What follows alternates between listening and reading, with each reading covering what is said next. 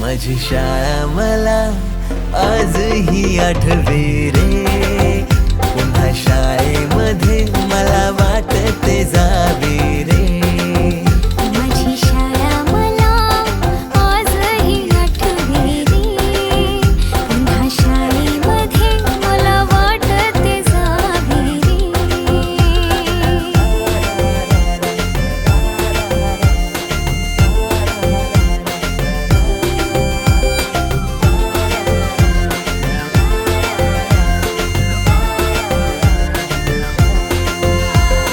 मधल्या सुट्टीला डब्बा खायची मजा.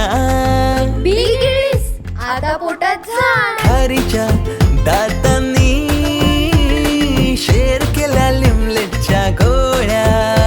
कधी ग्राउंडवर मित्रांच्या वेड्या भलत्याच करामती.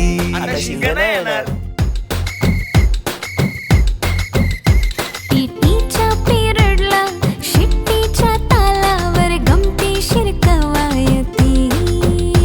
मनावरती जशी बाकावरती साऱ्या कर्कटकाने कोरली नावे. शाळेतला नको असलेला दिवस म्हणजे रक्षाबंधन.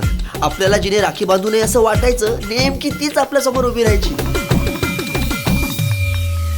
शाळा सुटल्यावर उडती फुलपाखरांची थवे. पुन्हा शाळेमध्ये मला वाटते जावे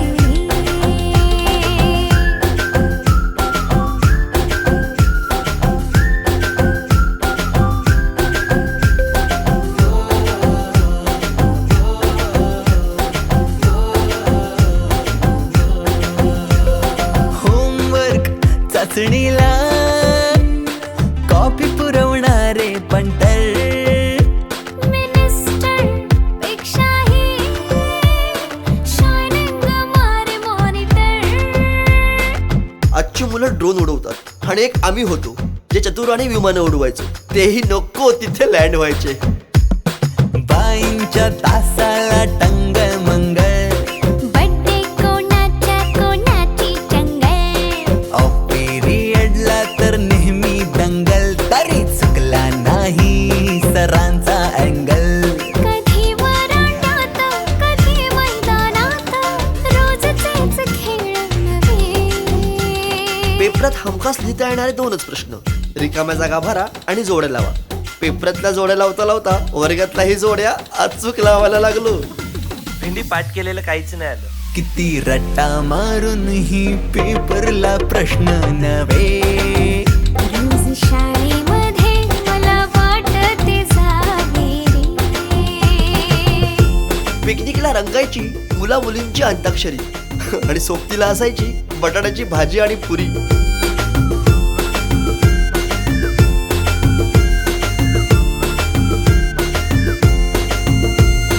खेळात खुन्नस चिडवा चिडवी. मारा माऱ्या खिल्ली उडवा उडवी. गॅदरिंगच्या तालमीची गोष्टच न्यारी. गोष्ट साधी पण तेव्हाची फिलिंगच भारी. त्यातच येते शाळेची पूर्वपरीक्षा. शेवटच्या पेपरची शेवटची घंटा कानावर जेव्हा आली, जाणीव झाली शाळा आता आपली कायमचीच सुटली. मग येतो दिवस शाळेच्या निरोपाचा, सेंड ऑफचा. ते शेवटचे क्षण आठवती. भरलेल्या डोळ्यांनी घेतल्या गळा भेटी. किलबिल त्या घरट्यातून हरवले कुठे पाखरांचे थवे.